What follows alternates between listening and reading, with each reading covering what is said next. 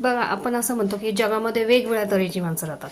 जगातच कशाला, आपल्या घरात सुद्धा वेगवेगळ्या तऱ्हेची माणसं राहतात. प्रत्येकाच्या आवडीनिवडी ह्या वेगवेगळ्या असतात. कोणाला कडधान्य आवडतं, कोणाला पालेभाज्या आवडतात, कोणाला फळभाज्या खायला आवडतात. पण मी आज करणार आहे काळ्या वाटाण्याची उसळ. कारण थालीपीठ केलेलं आहे, थालीपीठाबरोबर खायला काळ्या वाटाण्याची उसळ खूप छान लागते. त्यासाठी रात्रभर मी काळे वाटाणे भिजवून घेतलेले आहेत. पुन्हा त्याच्या वाटपासाठी मी कांदा, खोबरं, लसूण आणि आलं हे सगळं भाजून घेतलं, त्याचं वाटप करून घेतलेलं आहे.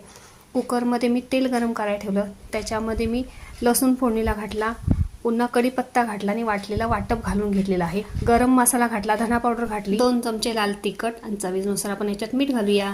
आणि वरून घातलेले हे भिजवलेले काळे वाटाणे.